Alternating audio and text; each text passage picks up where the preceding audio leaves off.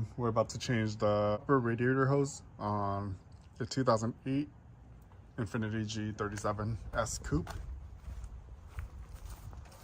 This information should be pretty similar for all the 2008 to 2013 Infiniti Gs. Pop the hood.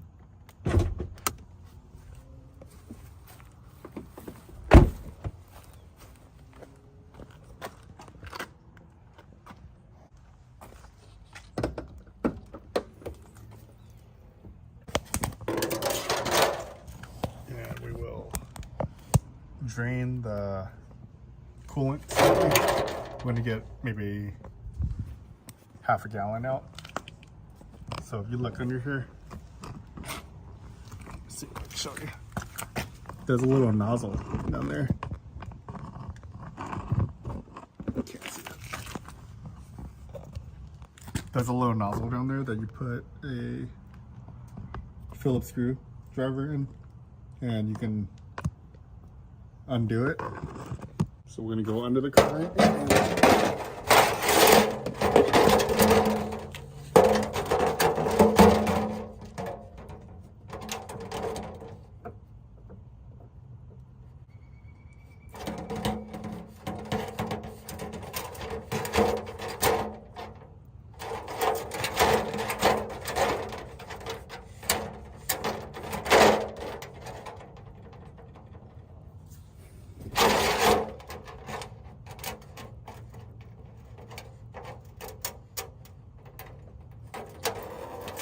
Okay.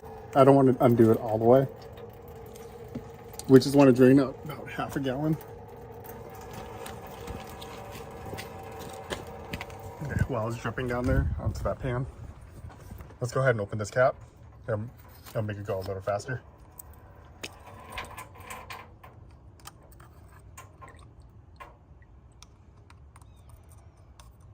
Okay, so we want it to go down enough so we can remove the upper radiator hose without it leaking. Let's get the air box out.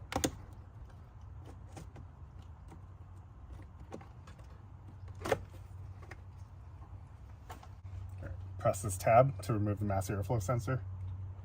So you press this tab and then you lift up on the body. Good. Go ahead and release this wiring harness.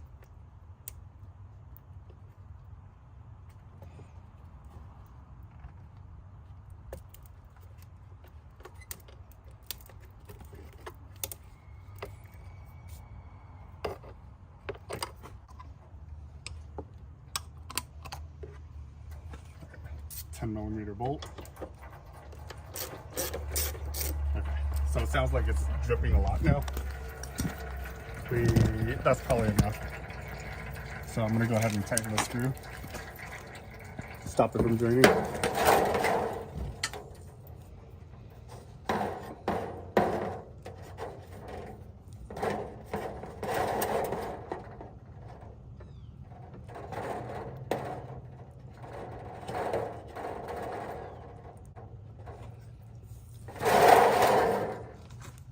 Okay, so we tighten the drain to stop it from draining. We got about half a gallon out, so that should be good. It should be below the level for the upper radiator hose.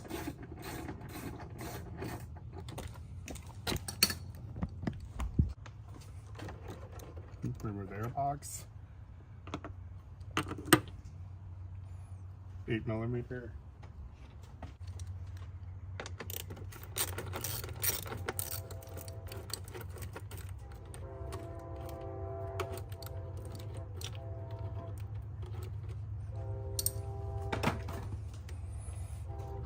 This clamp is loose. It's getting a little messier than I was anticipating, so I'm gonna go ahead and put my gloves on.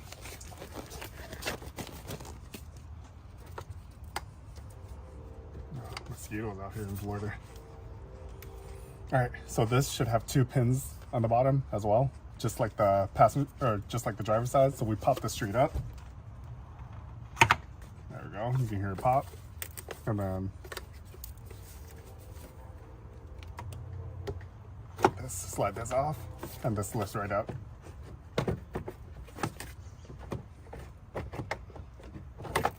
There we go. Air box is out. So we have our replacement upper radiator hose. Looks like it goes like that.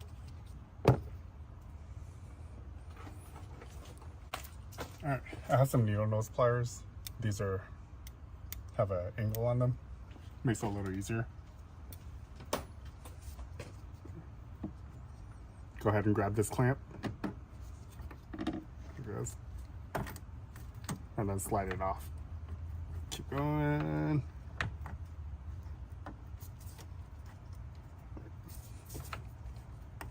Okay, right there. Let go. Okay, that looks like it'll come off pretty easy. And then go ahead and remove this one. So we squeeze this.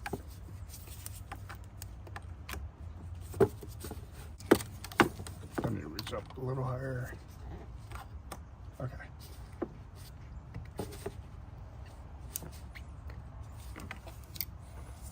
All right, both clamps have moved up.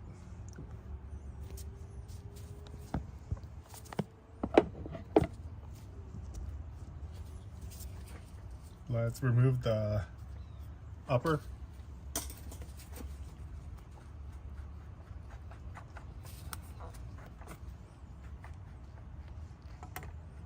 All right. And I'm gonna go ahead and remove this. So right when I pull that off, I'm gonna slide.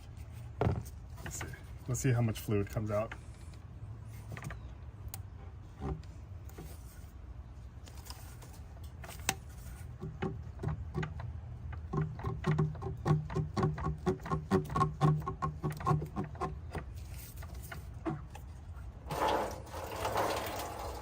Alright, so it wasn't that much more. There we go. And we caught it all with our pan. There, you can see the pans underneath. And everything that dripped out was caught.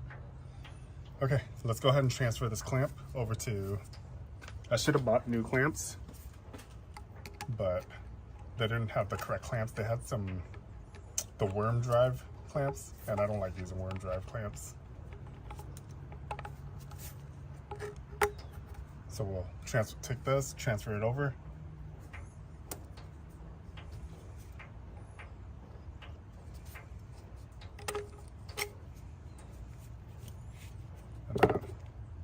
So I have the bottom one on. Let's go ahead and transfer the top one.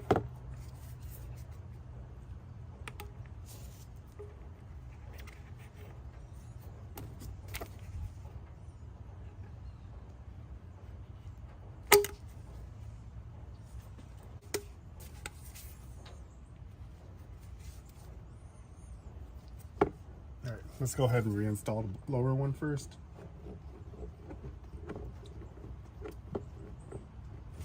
Lower one's on. Now we do the upper.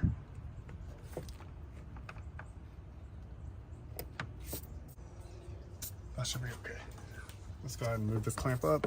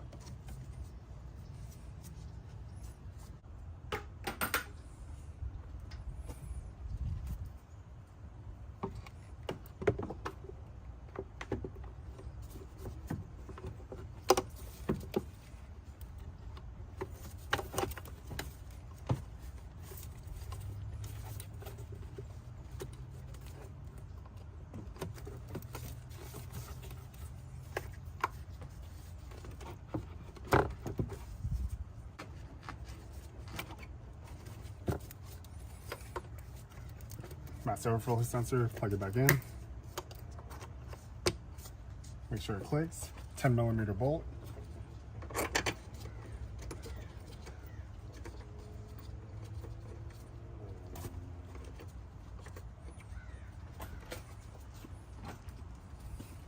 Let's tighten this clamp.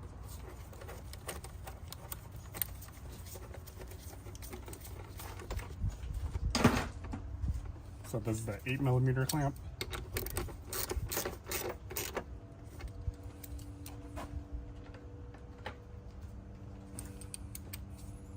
$10mm.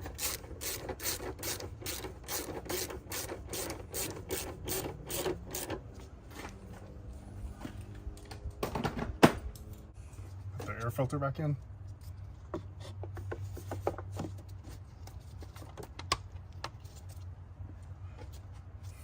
All right, now we just fill the fluid and bleed it. Let's go ahead and add blue coolant to our vehicle.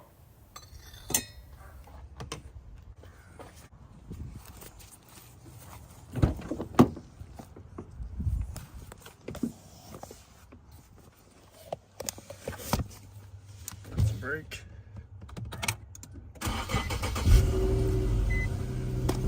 Turn the heater out all the way.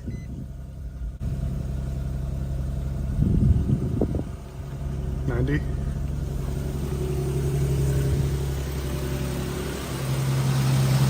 Once the coolant stops bubbling, you can go ahead and put the cap on. All right. Let's wipe it, clean it, and then we'll test it. So if you got coolant anywhere, make sure you wipe it all. Try to keep the engine kind of clean.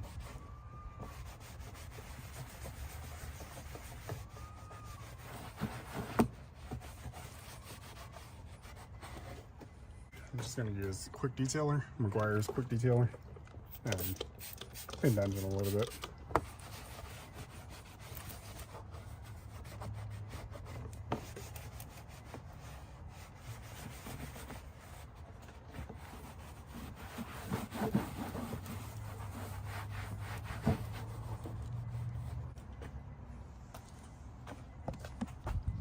All right, start our engine again.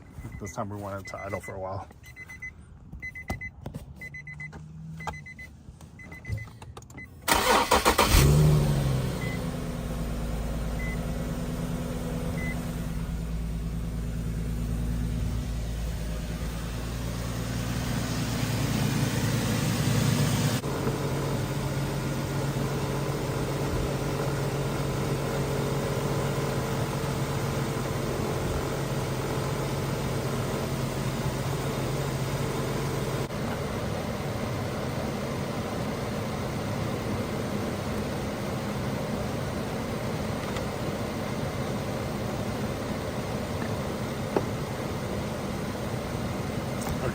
So right now our level is kind of near the minimum mark. I'm going to top it off so it's in the middle. It's kind of hard to see because it's so low.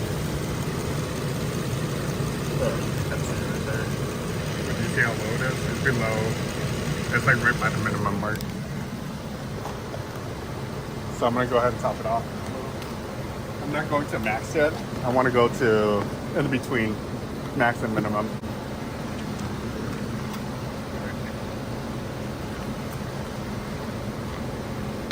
The reason why I'm doing that is I still want some room in there for expansion. So if the level still shifts up and down, I can adjust accordingly. I don't want it to be too full. But all right, I'm gonna go take it for a test drive. Let's see if the leak has stopped.